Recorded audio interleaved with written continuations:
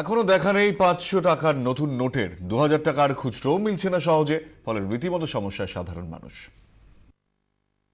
মঙ্গলবার মধ্যরাত থেকে এক ধাক্কায় বাতিল হয়ে গেছে পুরনো 500 নোট।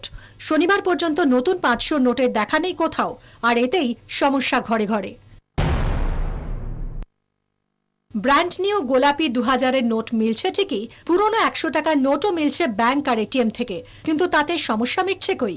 100-র নোট প্রয়োজনের তুলনায় সংখ্যায় কম, আর 2000-এর নোট ভাঙিয়ে নিত্য প্রয়োজনীয় জিনিস কেনা প্রায় অসম্ভব। আমাকে স্টেট বার করে দিয়েছে বাজার থেকে, বলে যে আসবেন না আজকে, ভাঙিয়ে আনবেন। কত টাকা নিয়ে গেছেন? 2000 টাকার নোট। খুচরো না থাকলে কি করে হবে? নতুন নোট দিলে খুচরো কোথা থেকে? বাজারে নিচ্ছে না, কিছু নিচ্ছে না। মানে এমনি বাজারে গেলে তো এমনি খুচরো পাওয়া যাচ্ছে না। 100 টাকারই খুচরো দিত না তখন, এখন তো 2000 টাকা আরোই দেবে নাকি। খুচরো দিতে পারছেন না দোকানদাররাও, ফলে শহরের বাজারেই বিক্রিতে টান পড়েছে। এখন আপনি যদি আমাকে 2000 টাকার নোট দেন, আপনি আমার থেকে 1300 টাকার জিনিস কেনেন, তো আমি আপনাকে ফেরত দেবো কি করে টাকা? मार्केट में चेंज नहीं है।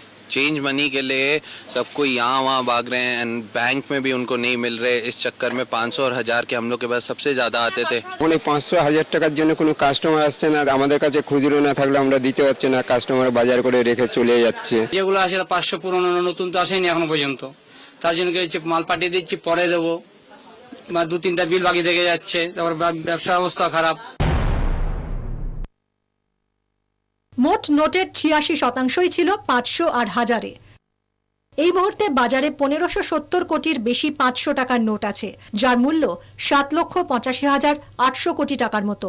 পরিসংখ্যান বলছে গত 5 বছরে বাজারে 500 নোটের সংখ্যা 76% বেড়েছে।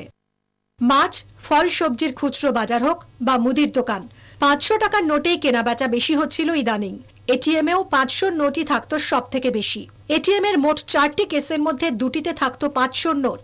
সব মিলিয়ে বাজারে 500 চলনটাই বেশি ছিল। তবে প্রধানমন্ত্রীর ঘোষণার পর সেই পুরনো সব 500 নোটই মূল্যহীন।